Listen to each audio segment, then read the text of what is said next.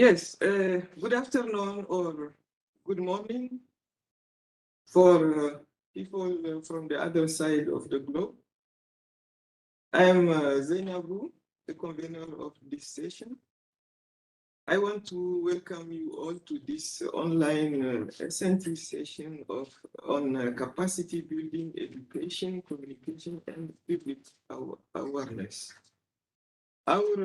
As I told you in the email, I will just introduce you very quickly, and then you will have 15 minutes for your presentation, and 5 minutes will be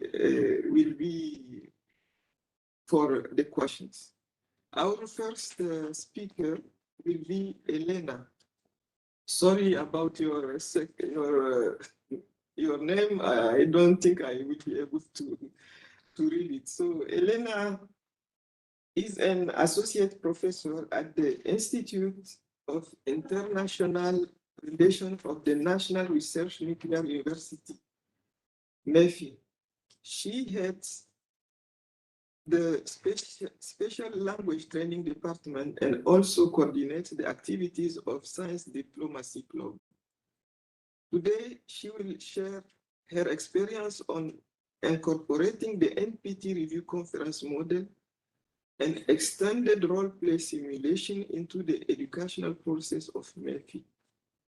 The model, which is held for the second year in a row, constitutes a real-life multilateral negotiation exercise, a deep dive into the NPT review process, and it proves to be an effective capacity-building learning technique in science diplomacy education. Elena, you have the floor. Thank you very much for giving me the floor. Let me start sharing my screen. Yes.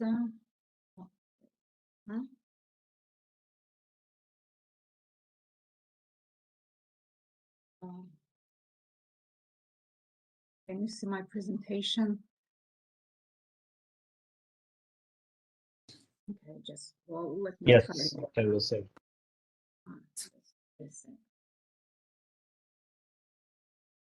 Sure.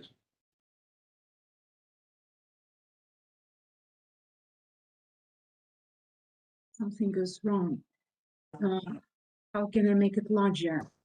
On the very left, the very first icon on the left. That's the most confusing moment.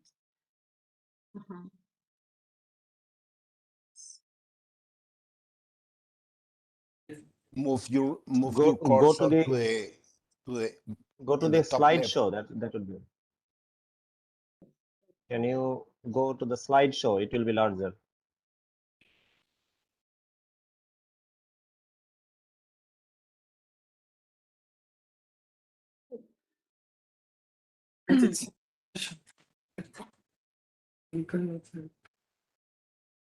She recorded. I've got it recorded. Something goes wrong with my when I click. No. Dear Elena, please move your cursor, your mouse to the very first icon Carlos, on the menu in the upper let left part of the application to start the show. Yes, Elena, we are going to share the recorded one. Yes, okay, please. Oh, thank you. Sorry.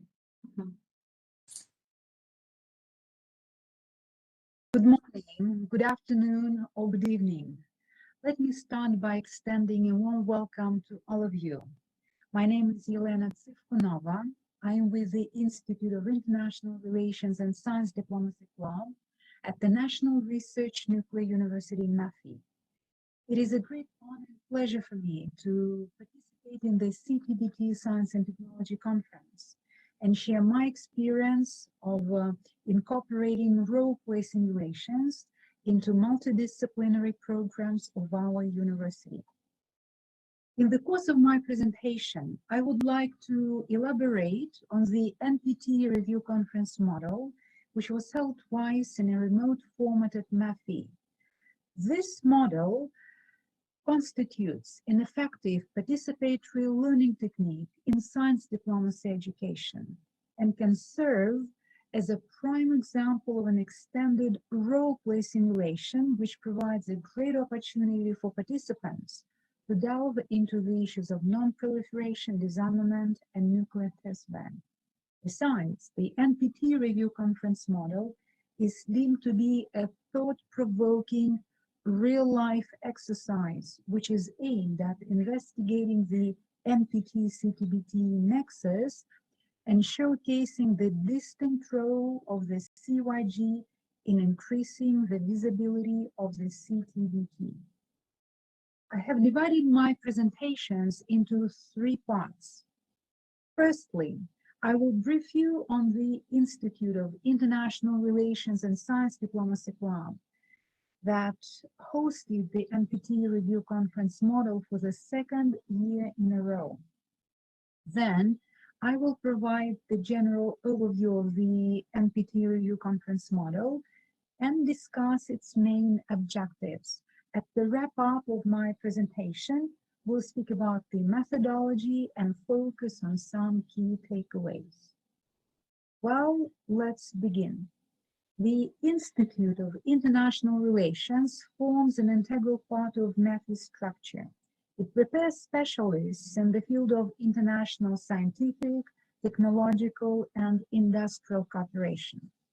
Science Diplomacy Club was established under the auspices of the Institute of International Relations. The members of the club participate in a wealth of outreach and education activities comprising webinars with experts, career talks, science diplomacy school, and other events. In this picture, you can see the participants of the international contest, My Vision of the CTBT 2026, which was hosted by MEFI Science Diplomacy Club. One of the key tasks of the club is to nurture a new generation of experts who are willing to bridge diplomatic challenges and technical solutions, who are curious about cross-cutting issues at the interface of science and diplomacy, and who are eager to learn more about current challenges in the field of nuclear test ban, non-proliferation, and disarmament. This slide features the participants of the second Science Diplomacy School, the NPT Preserving the Legacy. The school was held in a remote format in May and was hosted by MEFI Science Diplomacy Club. Let me now provide the general overview of the NPT review conference model. The model was conducted in 3 online working sessions, including intersessional activity and a closing session. We kicked off on the 29th of March with an introductory session comprising an interactive lecture of our distinguished expert who familiarized the delegates with the rules of procedure and explained follow-on tasks.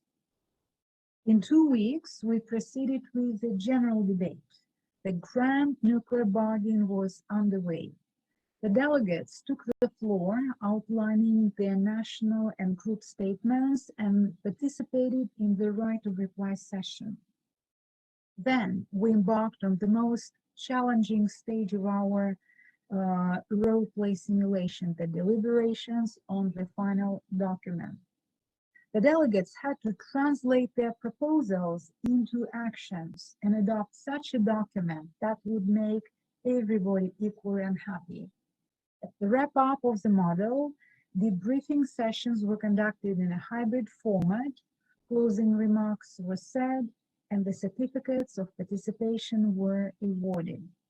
Speaking about the participants, I'm really delighted to say that 29 students from Russia, Kazakhstan, India, and Mongolia took on the roles of the representatives of different countries, and they were divided into 4 groups, namely the permanent members of the Security Council, the non-aligned movement, the non-proliferation and disarmament movement, and the Vienna Group of 10. The sessions were moderated by 2 chairpersons. Our distinguished expert from Vienna provided guidance and shared his first-hand experience of the NPT review process. As for me, I performed the functions of the secretariat, orchestrating the flow of the model, disseminating documents and information, and providing assistance to the delegates. We were very, very pleased to have 2 representatives of international organizations on board. Natalia Zhurina participated in the second session, the general debate, outlining the priorities of the Open Hour.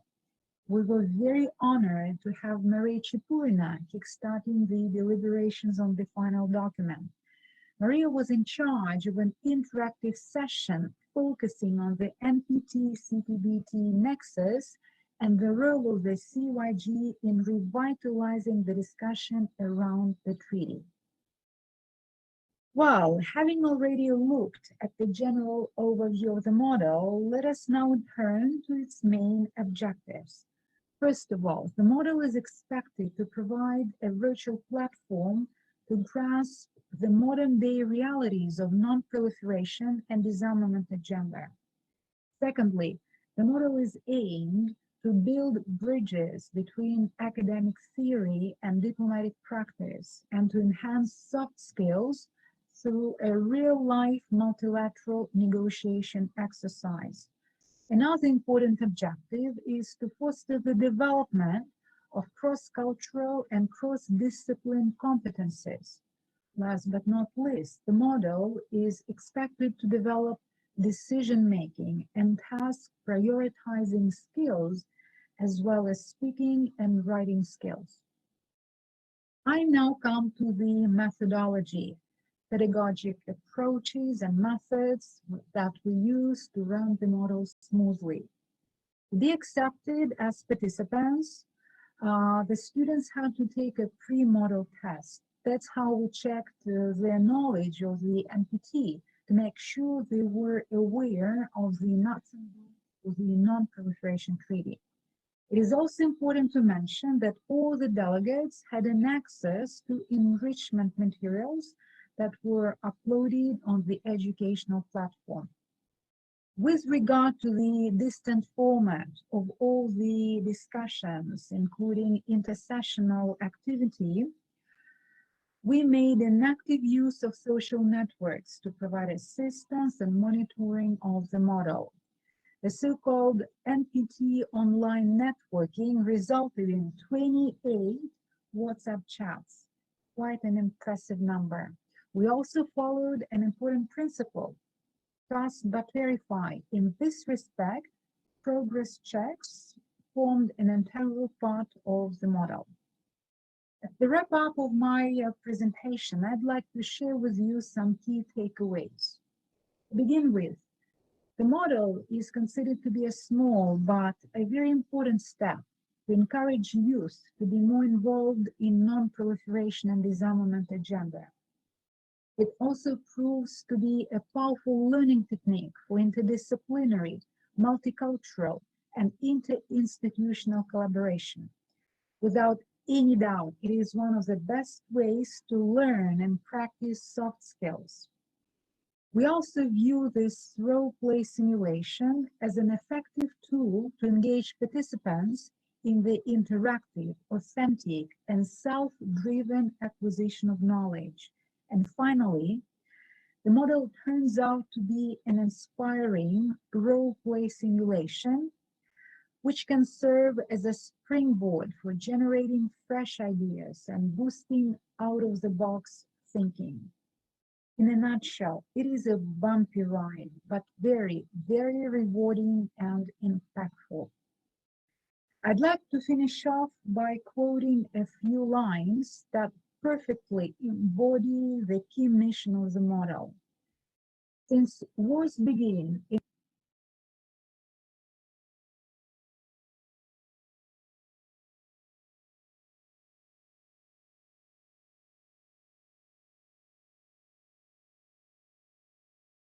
She did not finish. What are we going to do? Thank you. Thank you very much, Elena Tsikunova. So now I start to catch it. So is there any question? No, there's no question so far. No question for you so far. So maybe I can give you 2 minutes if you want to add something. Leave. Well, can I, sorry for this technical confusion. Let me really finish off by quoting a few lines which perfectly embody the key mission of the model. Since wars begin in the minds of men, it is in the minds of men that the defenses of peace must be constructed. Unfortunately, there are some paragraphs in our final document on which the delegates failed to forge a consensus.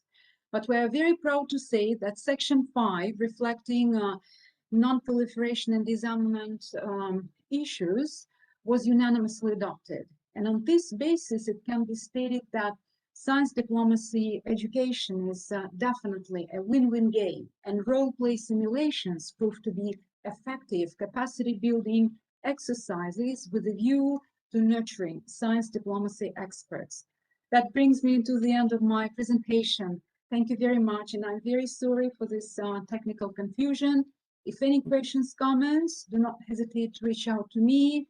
On the final slide, there is my email address and Twitter account. And thank you very much for your kind attention.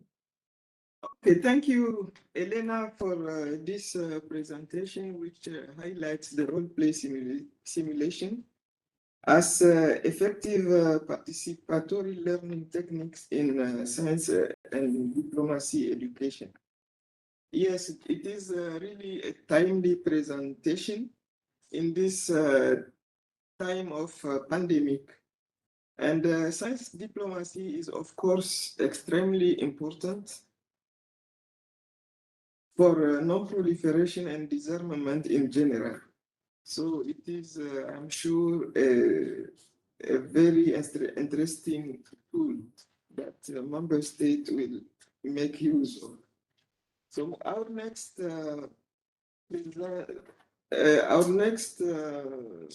presenter is Mr. Gustavo Gonzalez. Mr. Gonzalez is Deputy Director of International Security Division at Chile Ministry of Foreign Affairs. Mr. Gonzalez, you have the floor. Thank you so much, Ma'am Saina Mindao. I would like to thank to you and your team to prepare this capacity building, education, communication, and public awareness topic. And I'd like to say hello, warm hello to my fellow speakers. And my presentation is going to be divided into two main areas. The one is some words about the, to remind, to take into account what is in the OSI process, what is supposed to happen when an on-site inspection is in the field, and how the inspectors, what they are facing, the inspectors themselves. And the second part is quite brief, is going to be devoted to the elements for diplomats to understand why these OSI instruments are so useful for having an effective political decision when it's going to be needed. The OSI process, we all know, is a science because it's scientific based process. We have to bring 40 inspectors in a field of 1,000 square kilometers, and they could stay last for 130 days. Designated inspection team will knowledge and expertise on nuclear test signatures and observables. And they should follow a kind of search logic to apply the inspection techniques specified in the protocol of the CTBT Part 2, Paragraph 69. Can you share the presentation, or you want us to put the recorded one? The presentation has been sent already. I have not with me in this computer, so I'd like to continue and then we can talk about it. The preparatory commission since 1997 has engaged in developing OSI elements for the verification regime. And we have to, the Commission has to reach a significant progress in the development of the OSI capabilities.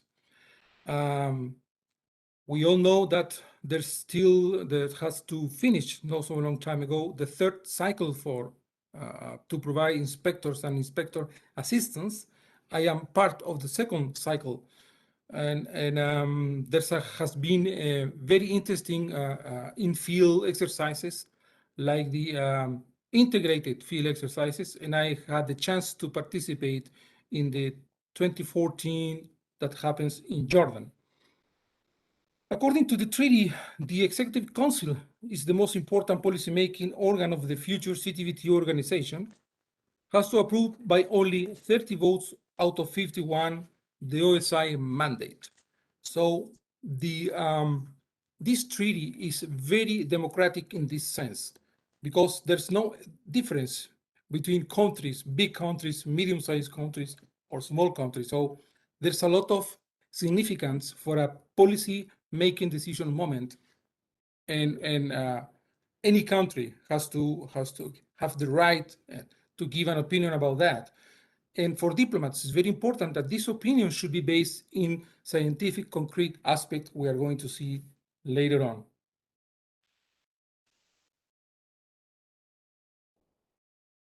When the inspection team arrives to the inspected state point of entry, is when precisely the OSI activities start to happen. And the team members are going to be conceived from the local authorities as intruders.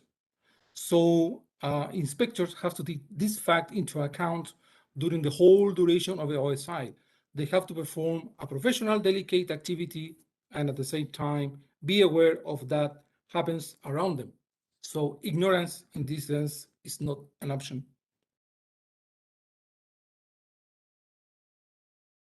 Inspections techniques, many, and they are used by the inspectors in a very professional way. And the only situation that us as inspectors and as diplomats, we can be aware of that, we can know this, is by participating in the OSIs themselves. So in this sense, I would like to focus on, according to my view, which are the most important elements for a diplomatic scientific-based decision when it needs to happen. And I have identified 4 moments. The first one is the sampling. Samples obtained from the field need to be transferred from the spot to the base of operation. At that moment is considered an inspection information collected in the inspection area, which is transported. So in this precise moment, the inspector activity, and us as diplomats, when we are in the Executive Council, we must be, we have to have the confidence that the sample has been carried out, has been taken, has been protected very well during the whole process. So this is a very interesting moment, because our decisions are going to be based precisely on the results of the sampling while an inspection carries on. What I'm trying to say is the most the diplomats know about the OSI process, the best for a diplomatic decision based on scientific concrete aspect has to be happen. Related to this, and the second point is the chain of custody. During the development of the IF-14, when I participate, and for the first time, it was possible to experience the process of custody of the samples obtained in the field.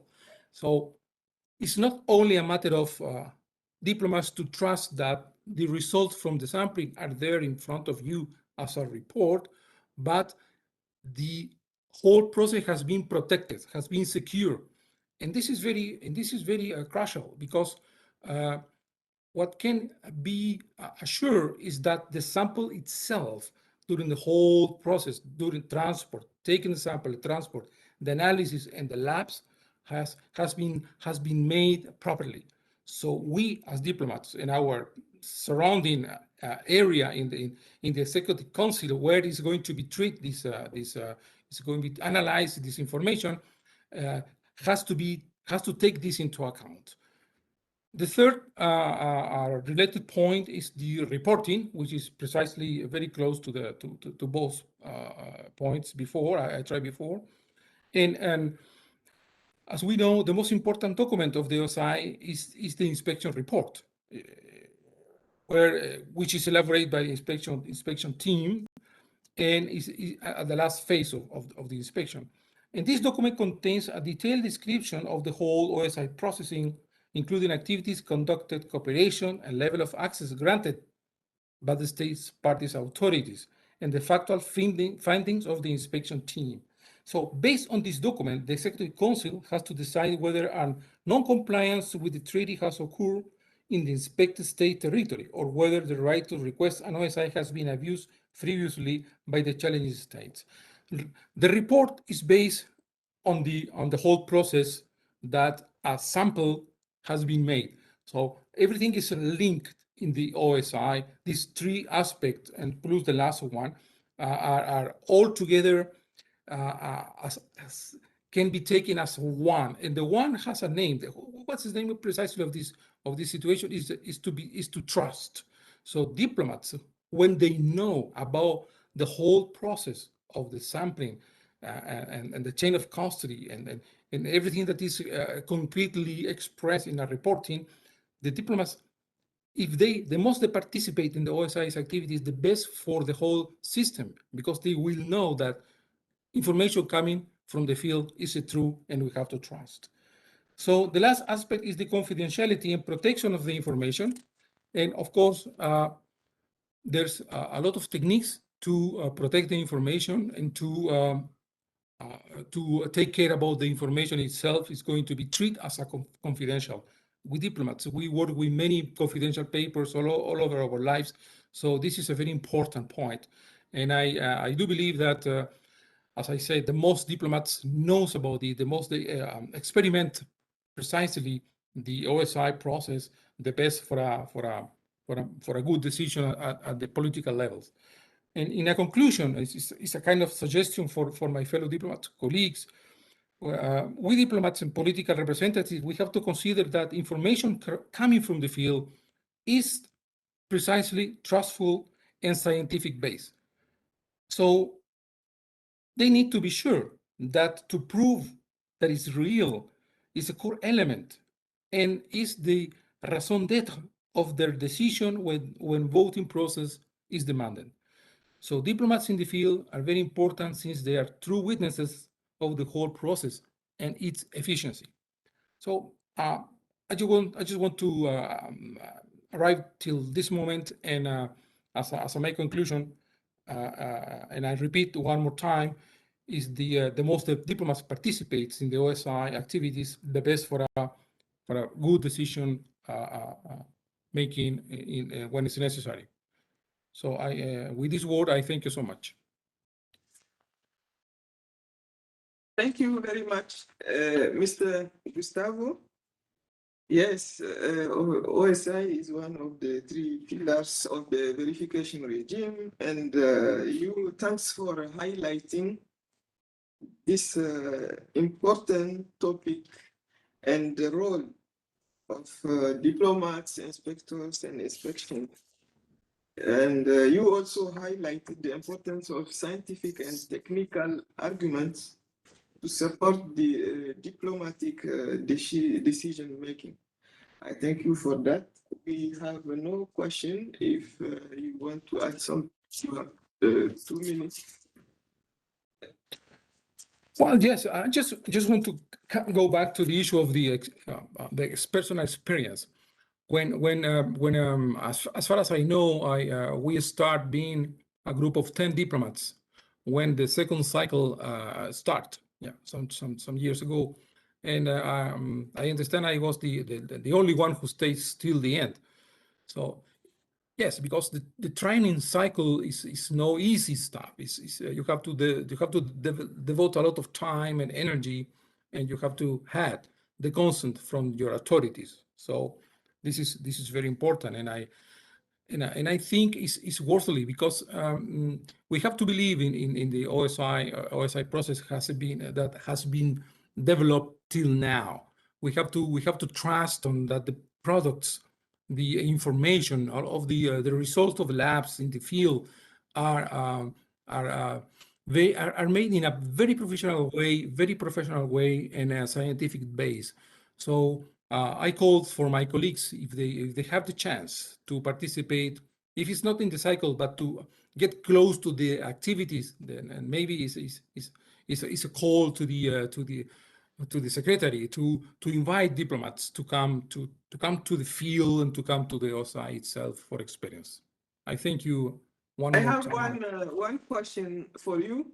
Yeah. When diplomats and scientists are entirely diplomat, can be from different subject area, how they can work together in OSI? It's very interesting. We are working together because we diplomats, we're supposed to know a lot, but in a little deep. Okay. So a lot of issues, but know in deep all of them. And scientists, they know not too many issues, but they know less issues, but very deep inside. So it's very good to change views in that field. And we have the time during the OSI. We have the time because we exercise almost a real OSI when these exercises happens, the field exercises. And we had the chance not only to collaborate each other, to support each other in many fields. I was in charge of the logistics, and I received the support from my fellows from scientific, and the vice versa. So we have the time to talk, okay? And this is very important. We have that precisely moments and enrich all of us as a diplomats and them as a scientists. We enrich each other in the end. Thank you very much. My next question is how the OSI is involving the CYG members. Again, please. How is the OSI involving the CYG members, the youth group of CTBT? OSI for the, yeah, well, I mean, as it has been said, I guess now more than ever, the organizers of the OSI training exercises have to consider that there's still space to invite people, to include young people into their activities. And this is very important because not only the young people will decide or to continue or not to continue, but they will know in the field what really happens when an OSI it is, and that will give them the opportunity to realize if it's worth to go on or to stop there, okay, and not to lose time if they say no, this is not for me, this is too hard, being in a base of operation in the middle of nowhere against the climate, against the weather. So it's a good moment to them to decide whether to go, whether to stop. So to invite young people, the most young people we invite into the OSI activities as observers is I guess is the way to make them participate and make them to understand whether it's possible to continue or just to say, well, no, this is not the idea that I had. So it's better to go to another area. Yeah. Thank you very much, Mr. Gustavo. Next speaker on my list is Mr. Mohammad Rajib. Mohammad Rajib is a principal geologist at the Institute of Nuclear Minerals, Atomic Energy Research Establishment, Bangladesh Atomic Energy Commission, Dhaka. Mr. Mohammed, you have the floor. Thank you very much, session chair, for the opportunity to talk here. Maybe first I can try to share my slides. If it is seen, please tell me.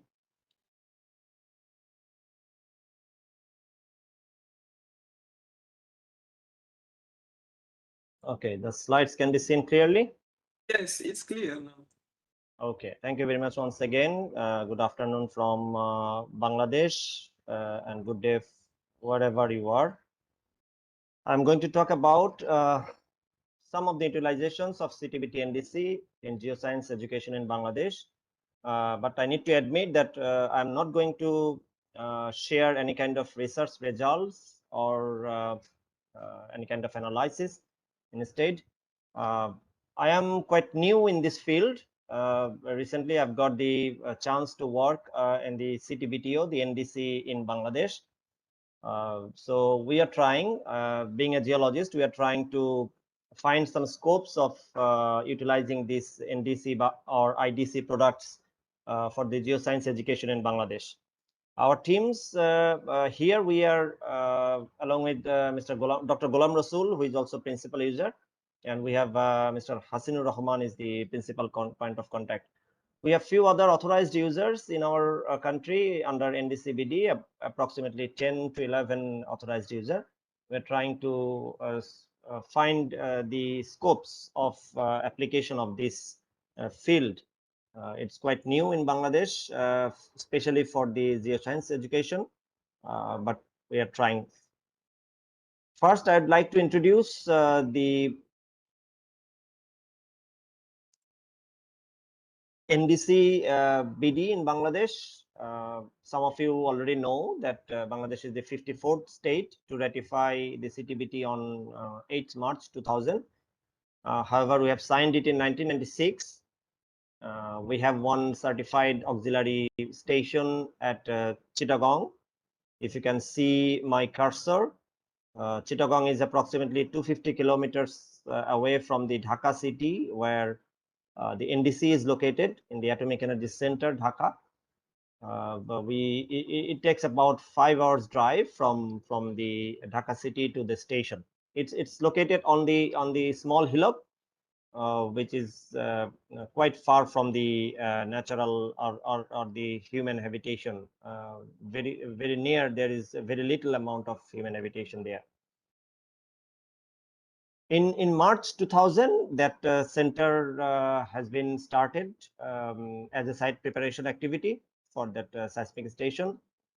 In November, some of the construction work was done along with the VSAT foundation, and in next year, January, that is installation of VSAT and other seismic equipment was completed at the station of Chattogram. In the subsequent month, the transmission of seismic data started from that station to Vienna using the Guralp system. Still, we were using that same system. And at the NDC, the seismic data is collected through the VSAT communication system, which has been transferred from the Vienna, and we are trying to get the data from that NDC. Not so frequent we visit the station, but we have some people there to look after. We work from the NDC and also from home or our workplace. In December 2011, the station has been accredited as internationally certified, but later in 2017 we have the upgradation with the installation of advanced computer system. These are some of the pictures of our station. As you can see, the seismic vault, it is on the top of the hillock, and from surface of the hillock, it's about 5 to 6 meters. A seismic vault was made where the seismometer is being kept. We have the controller unit, 2 digitizer, 1 backup is there also. Me and Dr. Rasul went there very recently, just before registration of this conference for the calibration system. And we have changed the GPS antenna as well. So something is new, but still we have some problem with the calibration in one channel, which we are working on. Very recently, in last week, we have finished this parts, these months of calibration as the scheduled calibration activity. We have the backup solar panel. Usually we use the national grid electricity, but we have the backup power supply as a solar panel. So what are the IDC products actually we are focusing on? As you know, all these things, these are not new to all of you, that we have the seismic technology. Apart from the geoscience resources, this can be applied to civil engineering and disaster management plans, and that we are very much trying to use. The hydroacoustic technology, mostly applicable to the tsunami warning, also in the coastal research, such as marine mammal population estimation and behavior study. We can utilize this one in the climatic observation, in the ice noise or ocean swell noise monitoring. Most of these are not in Bangladesh, applicable in Bangladesh, like the ice noise. But ocean acoustic thermometry via travel time monitoring, most probably this we can use in our country. But infrasound technology for the natural hazard, like the volcanic activity and storm tracking, this is very much applicable, especially the storm tracking. We don't have volcanic activity nearby our territory in around Bangladesh or nearby in our Bay of Bengal, but as you know, storm is very much frequent in the country like India and Bangladesh, and as well as Myanmar. So storm tracking could be very much useful. Yeah, we do not have that much amount of source of radionuclide around our country. We have India and Pakistan as the NPP user, but we do not find so much amount of radionuclide in the air. But we are going to implement the nuclear power plant in our country in a couple of years. In 2023, the first unit of Rupur nuclear power plant is going to be in operation. So the radionuclide monitoring, the increased level of radioactivity, if any, is there, so we can monitor those. But of course, the noble gas background measurements we can do for all over the world. But the most interesting I found that the ATM is for the environmental study, especially for various anthropogenic and natural air pollutants. We can also forecast the long-range transport of toxic substances which are coming from the accidental release. Particulate matter is a very serious matter in our country, especially in the Dhaka city. Particulate matter in air, that most probably we can utilize this model. Also, further a possible application is in the greenhouse gas research, especially the carbon dioxide or methane. Most probably some of you, maybe you have seen one report very recently that one US researcher has found that in Dhaka city there has been several locations where the methane gas was found in alarming concentration. This atmospheric transport model can be utilized in that kind of research. So how we can utilize those in Bangladesh perspective? That is our main focus. As I said, we're not going to present any analysis, rather how to use those things in the geoscience education that we are trying to find out. We know that the seismic stations was established actually to monitor the activities of nuclear testing through seismic wave propagation. With the same technology, maybe we can monitor the natural earthquake, and which is very much applicable right now in Bangladesh, especially the earthquake monitoring.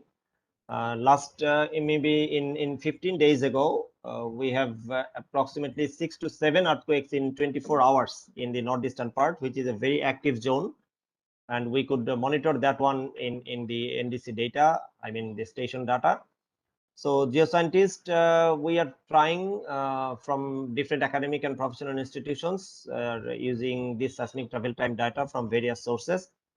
In Geological Survey of Bangladesh, they have one seismic network. 4 seismometers are located at different places by them. University of Dhaka, Department of Geology, they have one seismometer installed. They are monitoring earthquake. The Department of Meteorology, they are also monitoring that. So along with them, maybe we can have another network to monitor the natural earthquake. At the same time, the seismic wave propagation can be utilized in the subsurface geological information analysis. This is very much interesting for the geologists or the geoscience departments in Bangladesh. and most potential one is the Tsunami Warning Center. Most probably scope of establishment is there for this forecasting center for the tsunami. This regional seismic travel time also can be analyzed in the seismic geological information in combination with the other stations in the region. Especially we have only one here. So as a part of R&D activities through CTBT NDC, Bangladesh Atomic Energy Commission is working on this in collaboration with the geology departments. Maybe other organizations can also utilize this. As I said, the Geological Survey of Bangladesh or the Department of Meteorology, they can also use this data. So here I end my presentation, but I would like to ask some of you or maybe many of you to suggest me for the scopes, or how most probably you can say how you are utilizing this data in the geoscience education in collaboration with the different geoscience departments. So I'd like to really hear those suggestions or comments. If not here, maybe my mail address is there, so kindly you can suggest me. Thank you very much for your patience here. Thank you, Mr. Mohammed. I have one question for you. Yep. Are you using the NDC in a box? Yes, we are using the NDC in a box provided by CTBT. Yes. Okay. I hope it's very helpful for you. Yeah, of course. Thank you. No other question? No. So I want to thank you, Mohammed, for sharing the views of your place. Thank you very much. And Bangladesh activities related to the use of NDC data for research in geoscience. As you mentioned so well, the field for civil and scientific application of IMS data and IDC products is very large, and I thank you very much for your input. Just in case. Yeah. So thank you very much. The next speaker on my list, I can say next two speakers on my list. I have Mr. Dimitri and Mr. Ryan. Yes. We're here. I think you want to have your video, your pre-recorded video. Yeah. You're Okay, supposed to run it there. It's all right. Right. Thank you. So you have the floor. This talk is going to be presented by Dmitry Stochak, myself, and my colleague Ryan Gallagher. We're going to tell you about the CTBTO link to the ISC database as a tool for capacity building and education. The mission of the International Seismological Center, ISC, is to maintain the most long-term, complete and accurate account of natural seismicity and other seismic events recorded at seismic stations of approximately 150 seismic networks worldwide that report their event determinations to the ISC on a regular basis. The flagship product, the ISC Bulletin, that covers the period of 1964 to 2021, contains approximately 9.2 million of seismic events distributed worldwide and associated 255 million seismic arrival times at 23,500 seismic stations. In addition, the ISC produces several specialized datasets relevant to CTBTO mission. One of them is the ASPI Reference Event List, or GT list, that contains specially vetted events recorded at teleseismic distances for which the epicenter parameters are known to a high degree of accuracy.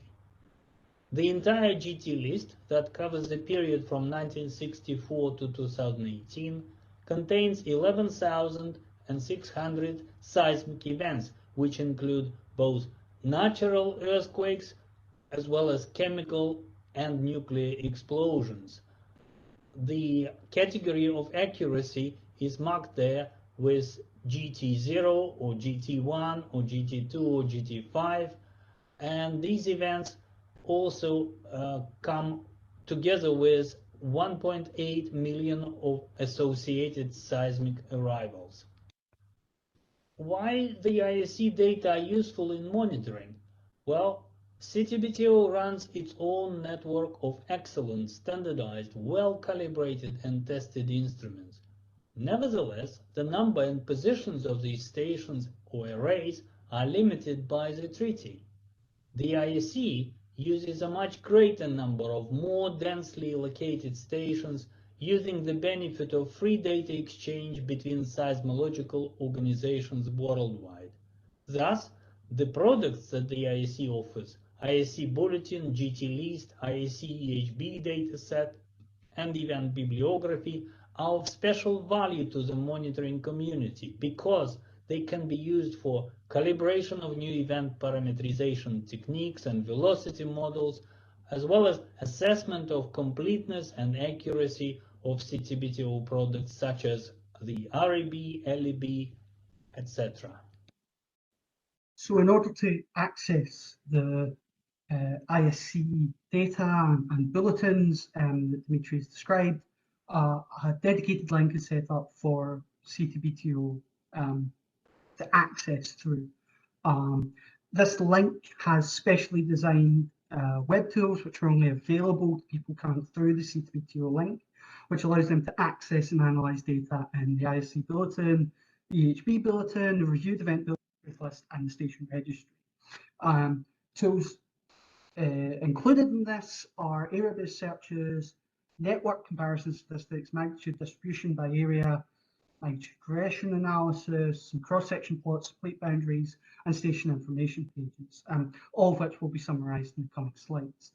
It's worth pointing out that the link is funded and technically assisted by the CTBTO. So a quick summary of the current state of the link. Recently, in the last month, the link was updated from version 2.0 to version 2.1. Version 2.1 was focused mainly on improving the usability of the website. So a couple of the things that we've implemented are a dedicated email for the ISC to be contacted on regarding the CTBTO link.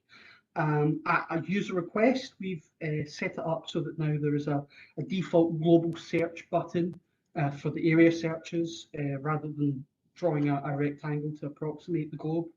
The help pages have all been redesigned and streamlined. There's a link to the relevant help section on every search page to allow the user a better understanding of how the website's working. We've also updated all of the help images to from reflecting the website in version 1 state to now reflecting the website in version 2. And the waveform download section has been corrected, so now waveforms can be downloaded from both Iris and Orpheus. And the RSTT version has been updated to the web. So I'm just going to quickly take you through all the different searches that the ISC are providing for the CTBTO link. There are area-based searches for all manner of different event types. So we've got all of the ISC events. You could be looking at just nuclear explosions or just the ground truth events, the HB events, the reviewed event bulletin, or even just moment tensors. Also available is the ability to check different networks and compare them against each other. For example, the IDC or the NEIC can be compared for a given area or a given time period, checking magnitude reported, the location of the event, etc. And you can also have a look at how magnitude distribution changes across an area, etc. Moving on now to the reviewed event bulletin-based search. This provides lots of different deeper tools for analysing the reviewed event bulletin. So these include regression analysis for magnitudes in a given area, as shown here, comparing NEIC and the reviewed event bulletin body wave magnitudes for a given time period and area. It will also show a cross-section plot So that's slab 2.0 model with REB and IC hypercenters overlaid. This could be quite useful around subduction zones, etc. Also, as part of the REB search, if you're interested in a certain event, you can download the waveforms associated with that. You can select individual stations for a given event that you just want those waveforms.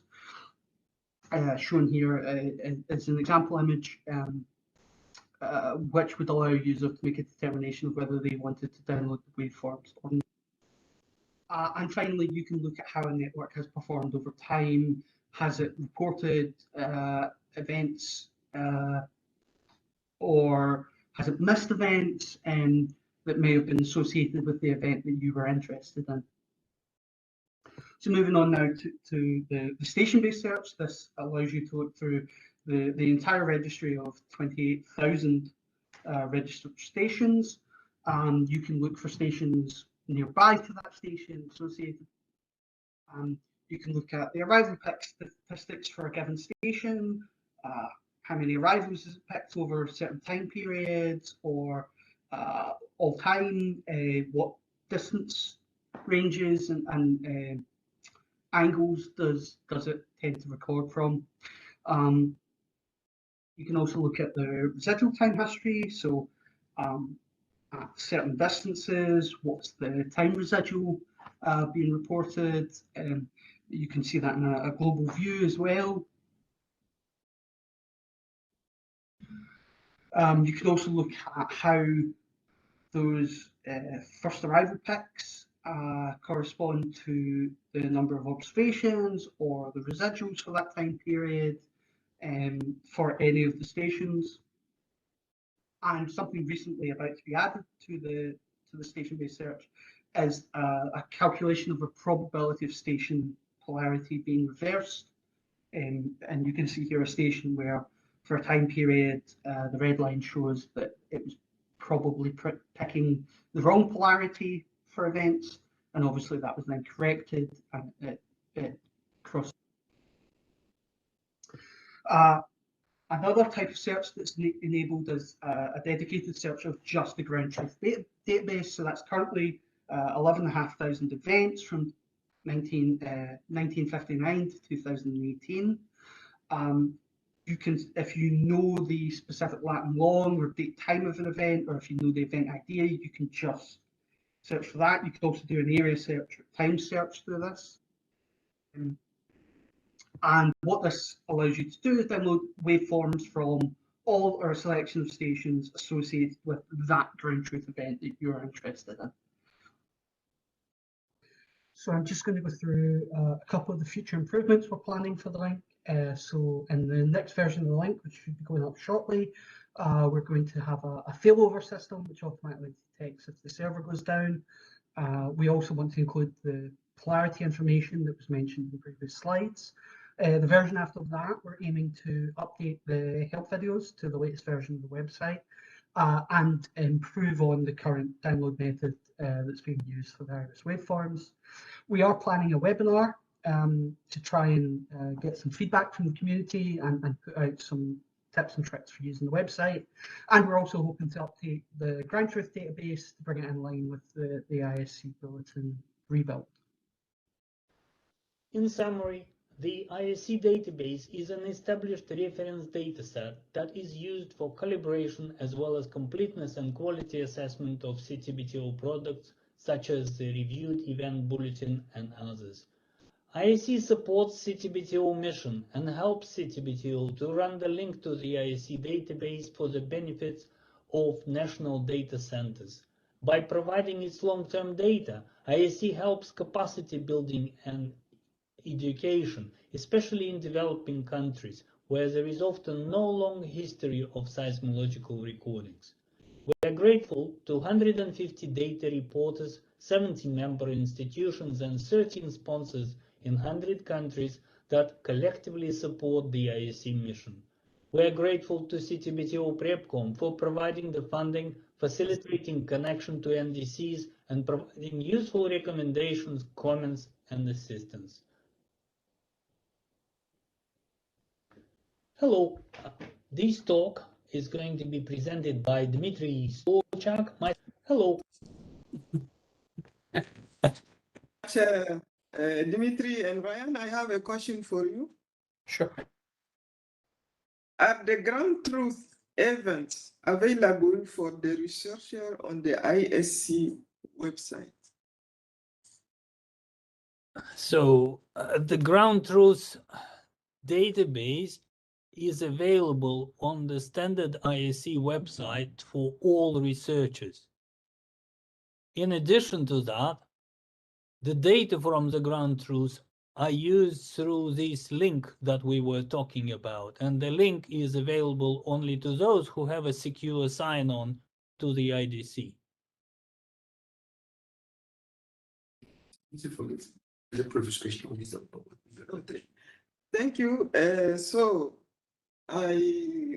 Your presentation remind me that this morning I was talking about seismic event recorded here by the IDC from 2000 to 2020.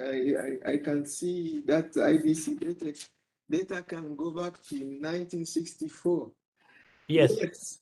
In the CTBT, the state parties decided to limit the number of stations, but all the globe is covered. And they are using 4 technologies. And I want to really congratulate you for your presentation. And I want to tell you that the ISC is producing several data sets relevant to CTBTO that can be used as ground truth events.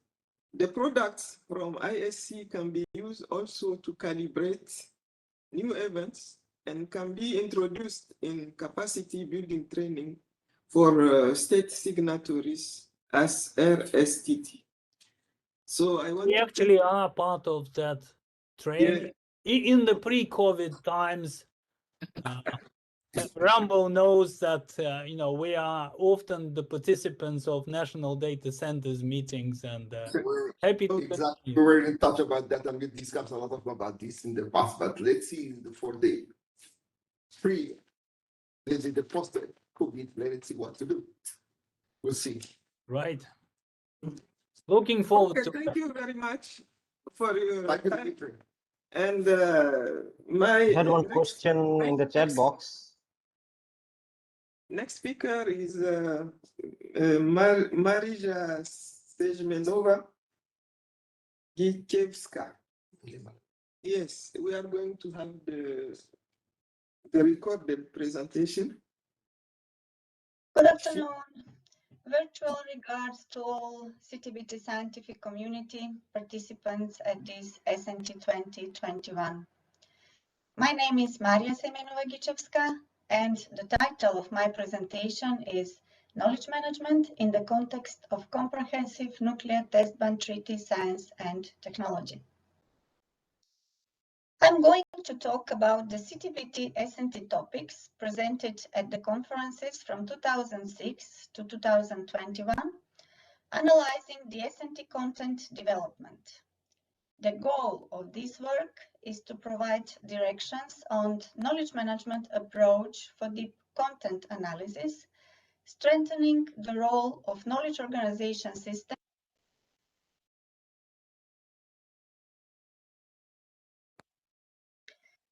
knowledge management approach for deep content analysis, strengthening the role of knowledge organization systems as a mechanisms and tool for analyzing and disseminating content.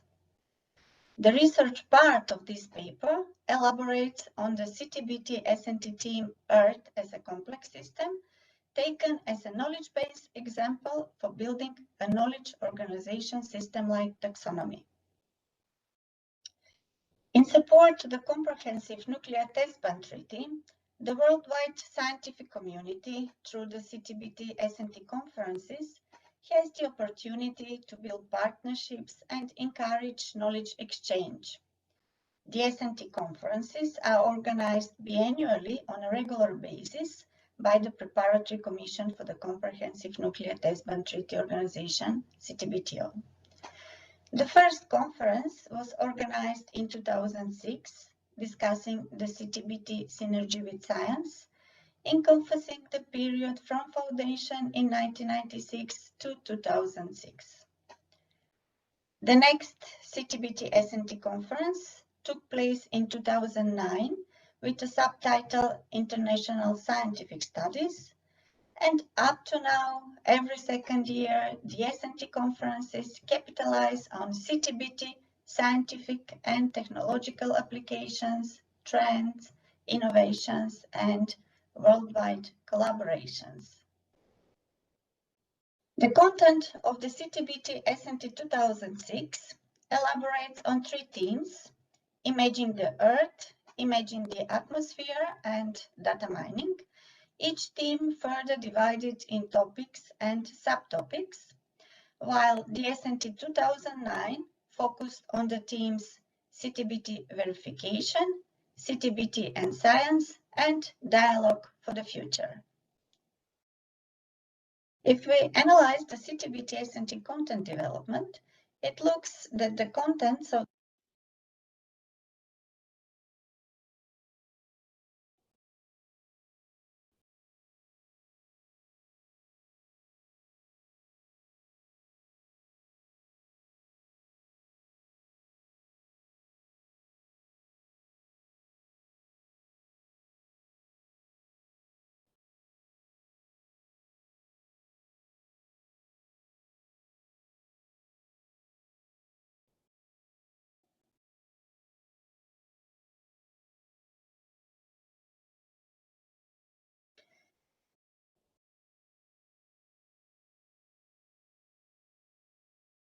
Good afternoon. Partnerships, training, and information communication technology.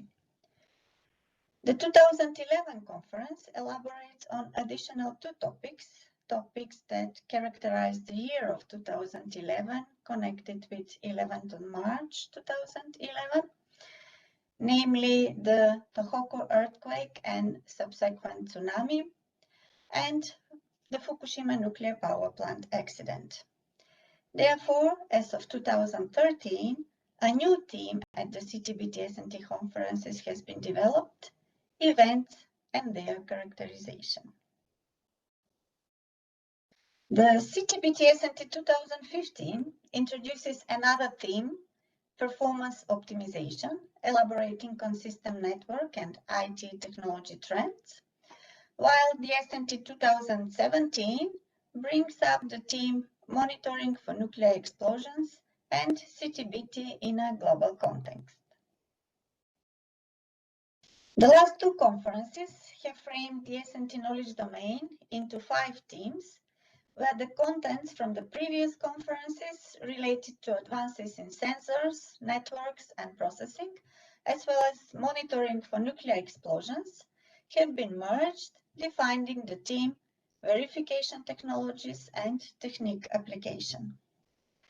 If we focus on this year's conference, the S&T 2021, it is special from previous S&T conferences, as it has 2 important topics that are unique for this year: the 25th anniversary of the opening for signature of the CTBT, the challenges and prospects for the treaty, and the COVID-19 pandemic that has influenced all of our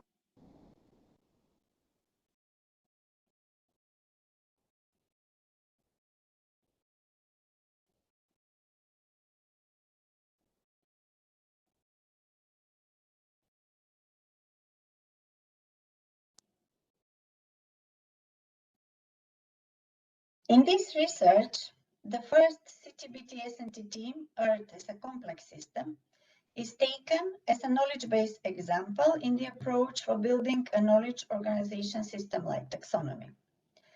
The slide shows how the content of this theme has been described throughout the conferences of the last 10 years from 2011 to 2021. More precisely, all CTBT S&T conferences provide a general description of the theme, as it is shown with the S&T 2011, where the content of the theme is described without differentiating any topic. The conferences 2013, 2019, and 2021, further to the description of the content Earth as a complex system, characterize topics within the theme, while with DSNT 2017 and 2015, the content of the topics is illustrated with scope description given for each topic. Taking into account the content development and scope descriptions provided throughout the CTBT S&T conferences, in this research, the theme Earth as a complex system is analyzed deeper by merging, categorizing, and synthesizing existing S&T knowledge sources, so that for the content of the theme, a definition is provided, as well as it is briefly described. Within the theme, 4 topics are extracted, the existing ones, and each topic is further divided into subtopics, so that for each subtopic, the content is further described with the scope description. The recommendation would be the scope description of the subtopics to be further divided into more specific categories by recognizing and understanding content relationships and patterns.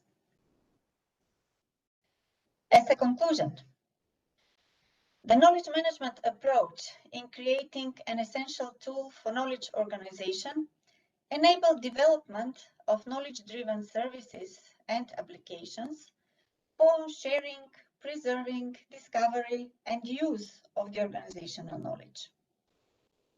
In the context of CTBT, the knowledge management initiatives should focus on CTBT science and technology knowledge infrastructure, seen as a potential for designing knowledge organization system, a tool that will facilitate information findability, harmonized and easy access of contents, as well as structured mechanisms for knowledge preservation. This will encourage the CTBT S&T knowledge to communicate further and be reused on a valuable way, promoting the CTBT worldwide. With the presentation is over. Thank you. Thank you, Mrs. Marija.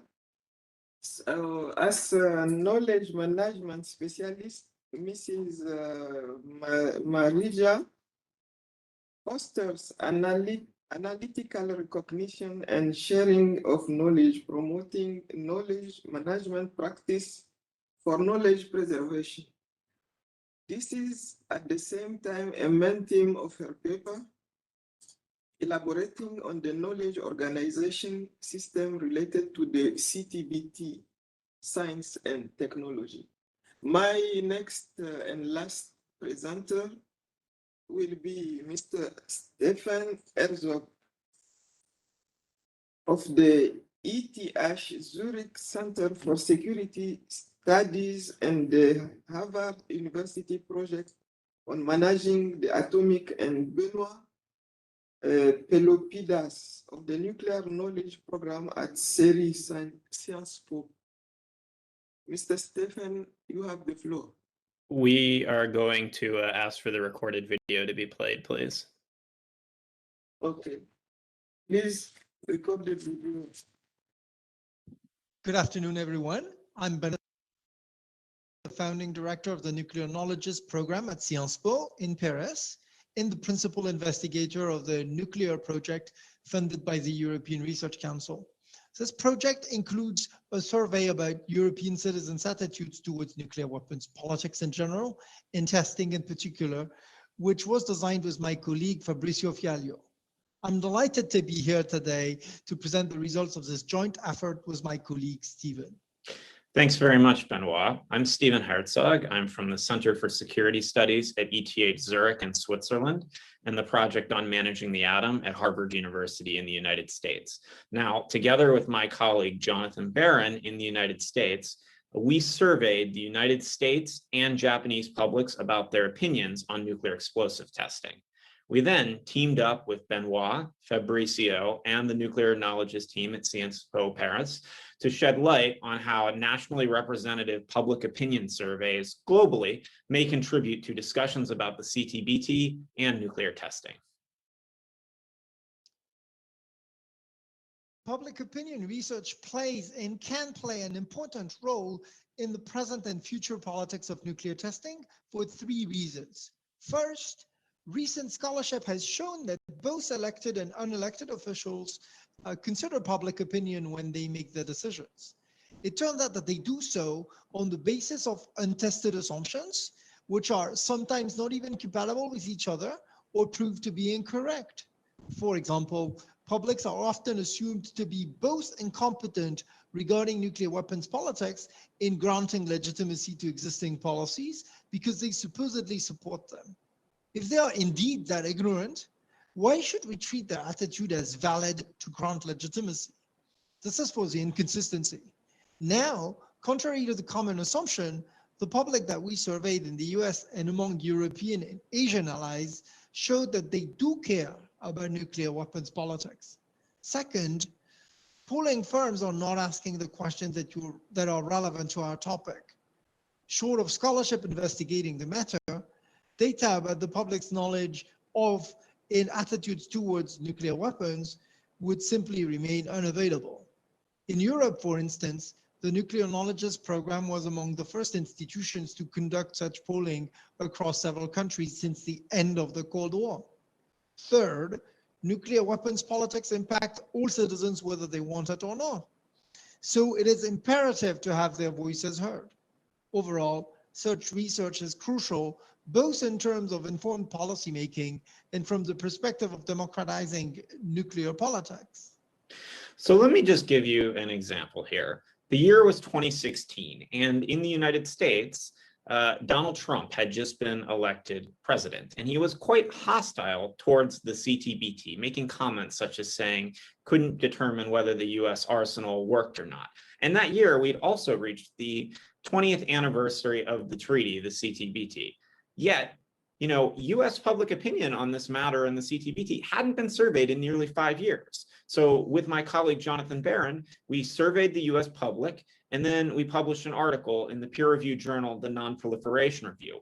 And what we showed is that Americans were still very supportive of the treaty. If you look at the results here, 65% wanted the US Senate to ratify the treaty. However, as you can also see, there are a lot of don't know responses, growing indecision, which pointed to a need for further education as the CTBT had fallen out of the public view. Now, here's another graph from the Non-Proliferation Review article, and it shows just how widespread support for the CTBT is among the public across all major political parties in the United States.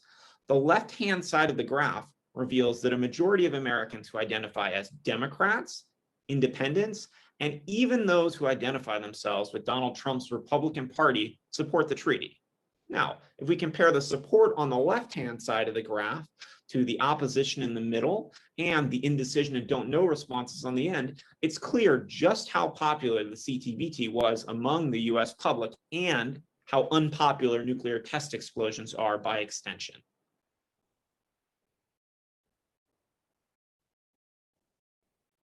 Yet, in May 2020, the Washington Post and other media started reporting that the Trump administration was considering breaking with the 28-year US moratorium on nuclear testing. Now, obviously, this would be a bad precedent globally, and it would pose serious damage to the prospects for achieving entry into force of the CTBT. At this point, our two respective teams knew that we had the most recent public opinion polling data available about nuclear testing, how the US public felt, and how publics allied with the United States felt about the prospect of a nuclear test. And we knew that it was absolutely important to quickly publish and disseminate this data. You understand the United States and allied public opinion about nuclear testing in a context in which, as Stephen just explained, its resumption in the US was possible. We worked with the firms DINATA and the French Institute of Public Opinion, IFOP, to conduct internet surveys between August and November 2019. The surveys interviewed nationally representative samples of the adult population in 11 countries, the United States, and 10 allied or partner states in Europe and Asia, which you can see on the slide. The results are clear and striking. When forced to choose between expressing a form of approval or disapproval of the following statement, quote, if my country or an ally tested nuclear weapons today, end quote, over 70% of respondents expressed disapproval. And this is because Americans are the most supportive population, as Stephen will show you in a minute. If one leaves out US respondents, over 83% of respondents disapprove of the resumption of nuclear testing in any nation we surveyed. This is not an attitude that would be unique to a so-called Japanese allergy to nuclear testing. As you can see, in several countries as diverse as France, Italy, Belgium, and the Netherlands, the share of the population opposed to the resumption of nuclear testing is even higher than it is in Japan. So this graph right here shows a full breakdown by different demographics of US public opinion from the 2019 survey on nuclear testing. Now, Benoit correctly noted that the US population is more supportive of nuclear testing than its allies, but even then, overall, 72% of Americans still do not want any resumption of nuclear testing. In fact, if you look at the different segments of this chart, no segment of the US population by age, gender, income, education, race, region of the country, etc., supports nuclear testing to begin again in Nevada. The results could not be clearer, showing the lack of support for nuclear testing. Now, the reception to our work shows that there are at least 4 ways that researchers conducting polling on CTBT and nuclear issues can have an impact. First, we published an article on the website of the US magazine, The National Interest, containing our data, and it was among the most read features in the magazine that month. The articles and graphs of our data were also widely shared on Facebook, Twitter, and other social media. Second, other media outlets, including The Economist, covered our polling results. Third, we made our data available to advocacy groups such as the Arms Control Association and the Council for a Livable World. They reprinted our figures or they created their own graphics, such as the one shown below in the bottom right from the Council on the Livable World. Other organizations like the British American Security Information Council republished our article online. Fourth, alongside these advocacy groups, we also reached out to provide the data to numerous members of the US Senate and House of Representatives. When 22 US senators wrote a letter to their colleagues opposing any use of US taxpayer dollars to support resumed nuclear testing, they directly referenced and cited our polling in their letter. So what does all of this mean for you, the CTBT community? First, we hope we convinced you that public opinion scholar can play a role in policy by revealing false assumptions in the policymaking process, or simply by giving a voice to the public. Second, when you are exposed to polling data, it is important that you check the methodology and funding sources for the study. Let me finish now with a few questions for you. We would be interested to hear your assumptions about public attitudes regarding nuclear testing. Were our results surprising to you? Are there particular questions that you would ask to better understand public opinion? Would you be interested in collaborating with public opinion scholars such as ourselves on those issues? Overall, we want to thank you for your attention, and we look forward to your comments and questions either now or on email or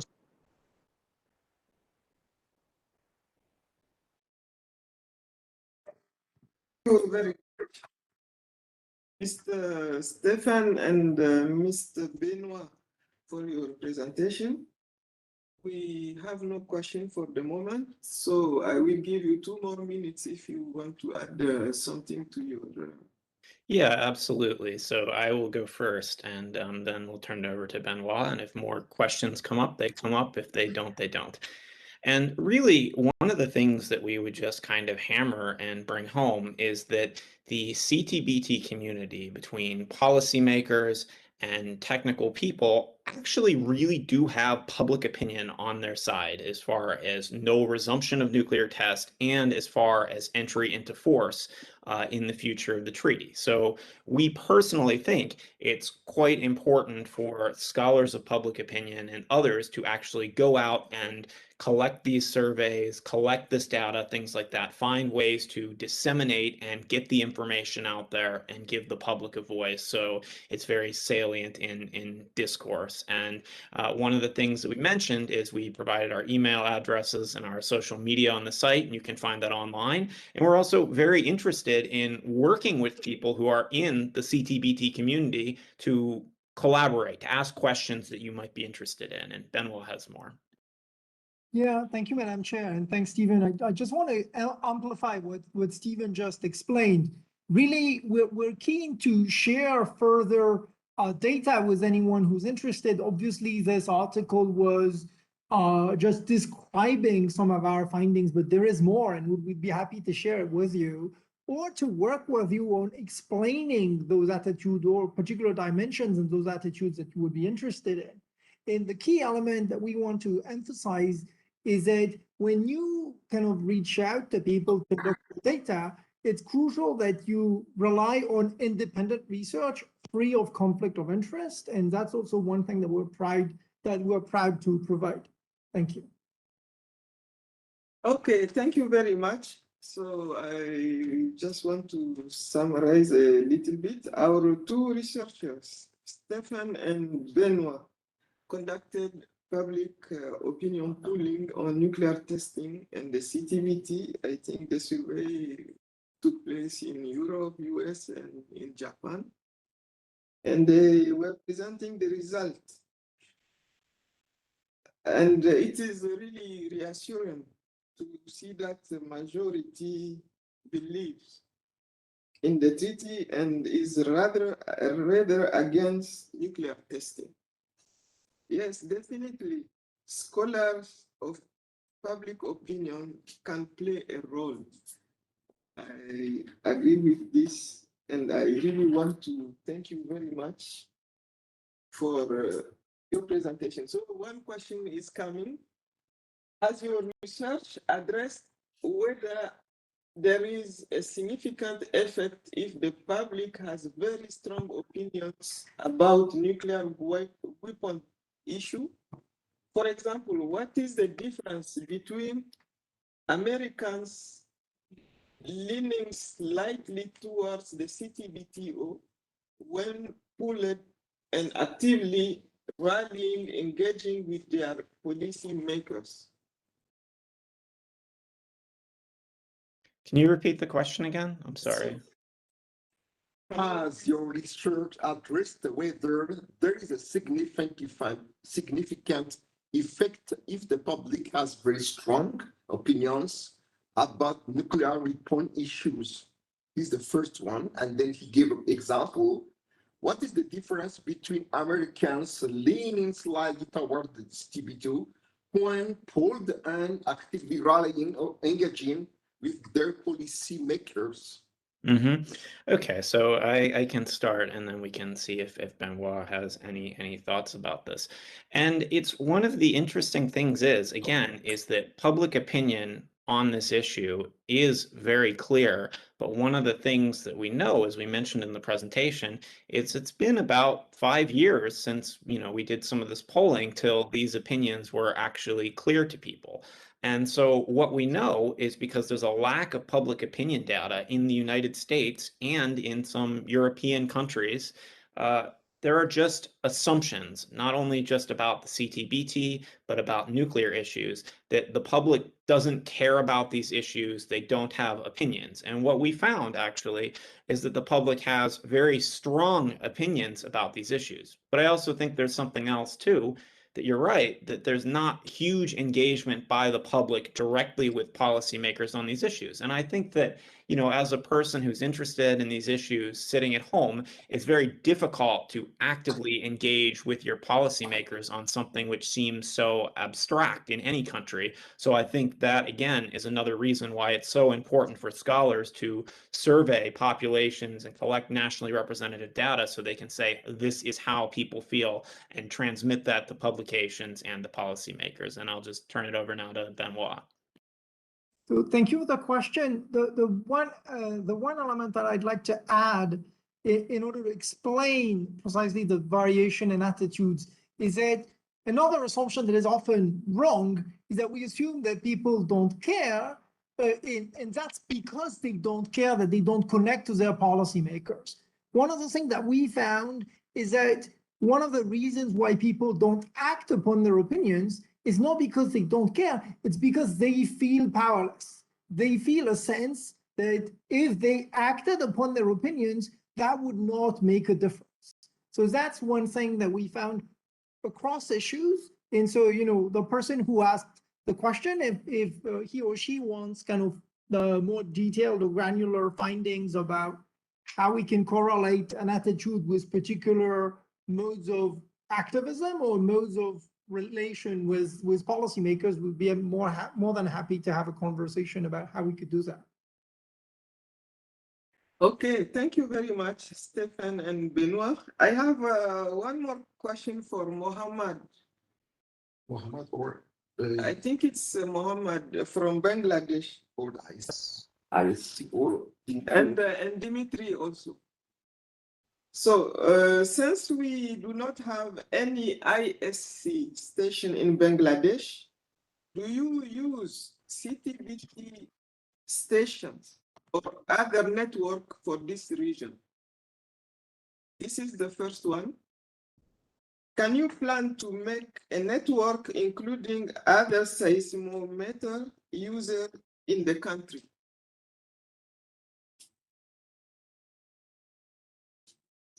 Maybe it's not here anymore. So, Dr. Mohammed, are you around? Yeah, actually, I asked the question to Mr. Dimitri. Okay. Oh, for Dimitri. yes, the question is for Dimitri. So, Dimitri, are you here? Any chance of repeating the question, please? Yes. So, the question is coming from Mohammed from Bangladesh. Yes, that's right. So, since they do not have any ISC station in Bangladesh, he's asking if you use the CTBTO stations or other network for this region. Right. Interesting. It is interesting that he asked this question, because I was going to come up to him after this meeting and talk about this problem. We certainly don't have any data reported from Bangladesh. I know that there are some instruments. I know there are individual networks there. We shall talk about it. For us, for ISC, Bangladesh is one of the few white spots in the country, on the map of the globe, unfortunately. So this is, I think, the answer for the second question. He was asking if you plan to make a network, including other seismometers users in the country. So, okay, so this is just... So the answer is simple. We don't run a network. We collect data reported to us from around the world by people like yourself. And we collect data from all of your neighbors around, but not from Bangladesh. And it so happened. And we were trying to make your country to report, but that just didn't happen so far. So if you can help us, that would be great. Yeah, I remember, Dimitri, we met in Thailand, actually, and you asked me to do check of one of your letter to my organization. Unfortunately, I checked it, but it didn't work. Really sorry for that. So you work in the Atomic Energy Commission? Yeah, we met at Thailand. You maybe remember in Yes, 2019. yes. Yeah. Yes. Now I remember. Sorry, I didn't Okay. recognize your face before. Okay, no problem. Okay, thank you very much. I have one more question for Stefan and Benoit. Are you around? Are you We with are us? around, yes. Yes. So, what are some effective strategies you will recommend to combat public paralysis when Americans feel like they can't contribute to stopping nuclear testing? Would you like to say something about that first, Benoit? So, I mean, I think the answer I would provide is not US specific, but it's more, I mean, where scholarship can play a role is just in providing historical examples in which popular mobilization actually had an impact, such as, mobilization to essentially kind of compel a government to follow a commitment or to enter a negotiation for a treaty. There is a lot of scholarship on the role of public mobilization on US arms control policy, for instance. And so that essentially what I'm saying is using history to provide examples of leverage of popular mobilization would be a good way to counter this apathy. Stephen? Yeah, I agree with that. And just, with US specific polling too, whether it's nuclear testing or other things, we provided an example here where we polled the public and, we got aggregate opinion on that. And that did go to senators, and that was on the Senate floor, and people were talking about it. In 2010, when we had the New START Treaty up for consideration in the United States, there was a lot of polling that happened on the New START Treaty, and that was also influential too. Now, in some respects, I think that people may not feel like that, takes care of them or allows them to express your voice. But I do think there's the examples of historical success in mobilizing that Benoit talked about in ways that public opinion can play a role. But as well, too, I think that the mere provision of the data and publication of surveys that represent broader public views is a way of empowering the public writ large on these types of issues and actually giving them a voice and saying, hey, policymakers can't just make assumptions about what they think the public thinks. So just one more thing to yet again amplify that. That's also why it's important to go beyond this absence of data that we had so far and see whether the strong views across countries lasts over time. So it would be important to see whether that's kind of a stable preference on the part of the public. Thank you very much, Stefan and Benoit. I have one last question for Gustavo. Is he around or not? Gustavo, are you around? Are you with us? Yes, I'm here. Yes, so Steffi Stefanova is asking if there will be an online course suitable for the introduction of OSI to diplomats. Well, is this a question not really for me, because I don't take decisions on that subject. But of course, if it's a affirmative sentence, of course, it's a very good idea. And what we have had in the past before the pandemic, as we have had only in place in-person exercises and training meetings. But during the pandemic, as well as I understand, in the development of the third cycle, of course, they have done courses like this, so I do believe it's a good idea, and we have to profit of the technique the most we can. But I truly have to say that there's nothing that can replace the inspectors on the site. I mean, inspectors has to be there. They have to be in the most they can in the real context of an OSI. So I believe the effort are done to have to experiment in the place the best for the inspector themselves. Thank you.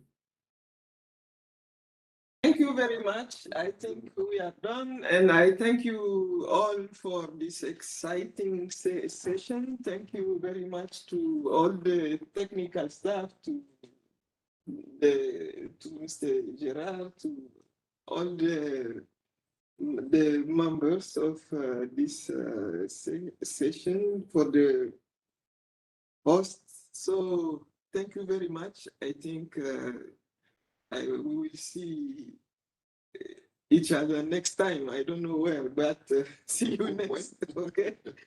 All the best. Thank you very much. Thank you. Thank you very much.